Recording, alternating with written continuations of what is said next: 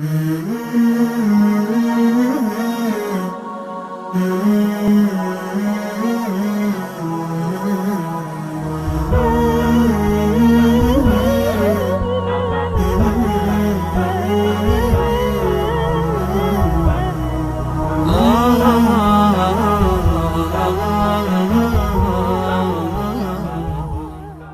اللہ الرحمن الرحیم۔ قرآن مجید فرقان حمید اللہ رب العزت کی آخری اور لاریب کتاب ہے۔ یہ امت مسلمہ کی ہدایت اور رہنمائی کے لیے نازل کی گئی ہے۔ اس کتاب میں جہاں دیگر کئی حوالوں سے اب اس کے فالورز کی رہنمائی اور ہدایت اور اس کی رہنمائی کی گئی ہے، وہیں ایک ایسے طبقے کی بھی نشاندہی کی گئی ہے کہ جو ہمیشہ مسلمانوں کو نقصان پہنچانے کے در پہ رہتا ہے، یعنی منافقین کا طبقہ۔ ان کی علامات اور ان کا تذکرہ قرآن کریم میں کثرت سے موجود ہے۔ جہاں منافقین کا تذکرہ کیا، وہیں مخلص مسلمانوں کا بھی تذکرہ کیا گیا ہے۔ قرآن کریم کی 11ویں سپارے کی سورہ توبہ آیت نمبر 101 کی تلاوت کریں گے۔ آج کی اس مجلس میں ہمارے درمیان موجود ہیں ننھے منّے حافظ حبیب اللہ، جنہوں نے 12 سال کی عمر میں اللہ کا قرآن اپنے سینے میں محفوظ کیا ہے۔ یہ ہمارے لیے اور ان کے لیے سعادت کی بات ہے۔ یہ اپنی خوبصورت آواز میں ان آیات کی تلاوت کریں گے اور اس کے بعد مولانا تنویر احمد آوان صاحب ان آیات کا ترجمہ پیش کریں گے۔ تو میں درخواست کروں گا حافظ حبیب اللہ سے کہ وہ ان آیات کی تلاوت کریں۔ اعوذ باللہ من الشیطان الرجیم، بسم اللہ الرحمن الرحیم۔ وممن حولکم من الأعراب منافقون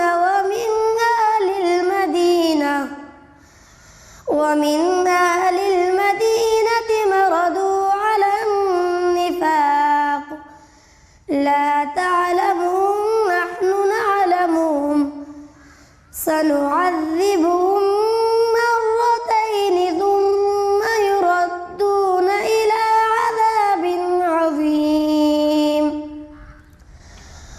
وآخرون اعترفوا بذنوبهم خلطوا عملا صالحا وآخر سيئا عسى الله أن يتوب عليهم إن الله غفور رحيم۔ بسم اللہ الرحمن الرحیم۔ اور تمہارے ارد گرد جو دیہاتی ہیں، ان میں بھی منافق لوگ موجود ہیں، اور مدینہ کے باشندوں میں بھی۔ یہ لوگ منافقت میں اتنے ماہر ہو گئے ہیں کہ تم انہیں نہیں جانتے، انہیں ہم جانتے ہیں۔ ان کو ہم 2 مرتبہ سزا دیں گے، پھر ان کو ایک زبردست عذاب کی طرف دھکیل دیا جائے گا۔ اور کچھ لوگ وہ ہیں جنہوں نے اپنی کوتاہیوں کا اعتراف کر لیا ہے، انہوں نے ملے جلے عمل کیے ہیں، کچھ نیک کام اور کچھ برے۔ امید ہے کہ اللہ ان کی توبہ قبول کر لے گا۔ یقیناً اللہ بہت بخشنے والا بڑا مہربان ہے۔ سورہ توبہ کی ان آیات کا پس منظر یہ ہے کہ غزوہ تبوک کے موقع پر جب رسول اللہ صلی اللہ علیہ وسلم نے مسلمانوں کو جہاد کے لیے جانے کا حکم ارشاد فرمایا، تو وہ موقع ایسا تھا کہ شدید گرمی کا موسم تھا اور مدینہ منورہ میں کھجوریں پکی ہوئی تھی اور پھل پکنے کا موسم تھا اور مسافت بھی بہت دور کی تھی اور سخت دشمن سے مقابلہ تھا۔ تو اس موقع پر بہت سارے منافقین ایسے تھے کہ جنہوں نے مختلف ہیلوں اور بہانوں سے جہاد میں پیچھے رہنے کو ترجیح دی، اور ان کی تعداد تقریباً 70 یا 72 کے قریب تھی، جو اس جہاد میں شریک نہ ہوئے۔ جب رسول اللہ صلی اللہ علیہ وسلم جہاد سے واپس تشریف لائے تو وہ منافقین آپ صلی اللہ علیہ وسلم کی خدمت میں حاضر ہوئے اور مختلف حیلوں بہانوں سے آپ صلی اللہ علیہ وسلم کو راضی کرنے کی کوشش کی۔ کسی نے کیا عذر پیش کیا اور کسی نے کیا عذر پیش کیا تاکہ رسول اللہ صلی اللہ علیہ وسلم کے سامنے اپنی صفائی پیش کر سکے۔ تو قرآن کریم نے ان منافقین کا تذکرہ کرتے ہوئے بتایا کہ رسول اللہ صلی اللہ علیہ وسلم کے ارد گرد یہ جو منافقین ہیں یہ جھوٹے بہانے بنا رہے ہیں، ان کا کوئی عذر نہیں تھا، یہ محض اپنی بزدلی کی وجہ سے اور اپنی غفلت، نااہلی اور سستی کی وجہ سے جہاد میں شریک نہ ہو سکے۔ ان منافقین کے علاوہ کچھ مخلص مسلمان ایسے تھے کہ جو اپنے آزار کی وجہ سے جہاد میں شریک نہ ہو سکے۔ ان کی تعداد احادیث کے مطابق 10 ہے۔ ان 10 میں سے 7 صحابہ کرام نے رسول اللہ صلی اللہ علیہ وسلم کے غزوہ تبوک سے واپس لوٹنے سے پہلے اپنے آپ کو مسجد نبوی میں بطور سزا کے ستونوں کے ساتھ باندھ دیا اور یہ کہا کہ ہم اس وقت تک اپنے آپ کو یہاں قید رکھیں گے جب تک رسول اللہ صلی اللہ علیہ وسلم ہمیں آ کر نہیں کھول دیتے۔ آپ صلی اللہ علیہ وسلم جب غزوہ تبوک سے واپس تشریف لائے اور آپ کو معلوم ہوا کہ کچھ لوگوں نے اپنے آپ کو بطور سزا کے مسجد نبوی میں ستونوں کے ساتھ باندھ رکھا ہے تو آپ نے ارشاد فرمایا کہ میں بھی ان کو نہیں کھولوں گا جب تک کہ اللہ ان کے بارے میں کوئی فیصلہ نہ فرما دیں۔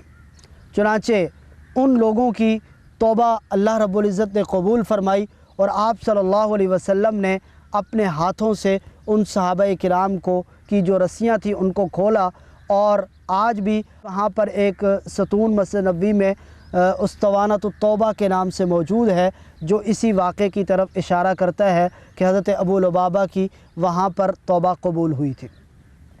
تو گویا ان آیات میں یہ میسج اور پیغام دیا گیا ہے کہ انسان خطا کا پتلا ہے، اس سے غلطی سرزد ہو جاتی ہے، لیکن اس غلطی کے اوپر ڈٹے رہنا اور ڈھٹائی کا مظاہرہ کرنا اور اس سے پیچھے نہ ہٹنا یہ اس سے کئی گنا بڑا جرم ہے۔ اس سے ممانعت فرمائی گئی اور کہا کہ اگر کسی سے غلطی سرزد ہو جائے تو وہ فوراً اللہ کی طرف رجوع کر کے توبہ کرے، استغفار کرے۔ اللہ رب العزت توبہ قبول کرنے والے ہیں۔ ان اللہ غفور الرحیم، بے شک وہ بڑا بخشنے والا بھی ہے اور رحم کرنے والا بھی ہے۔ اللہ ہمیں قرآن کریم کی تعلیمات پر عمل پیرا ہونے کی توفیق عطا فرمائے۔